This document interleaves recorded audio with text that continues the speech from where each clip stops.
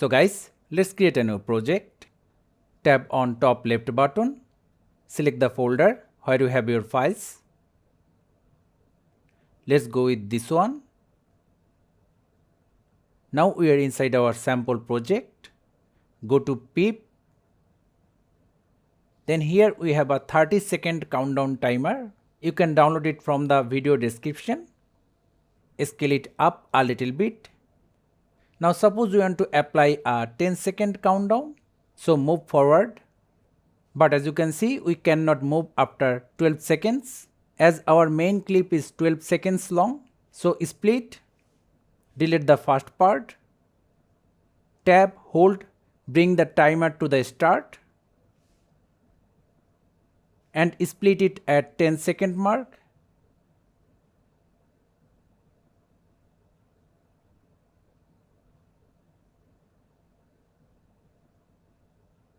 Again move it to the starting position. Go to chroma, move the circle, release it over the green area, increase the strength,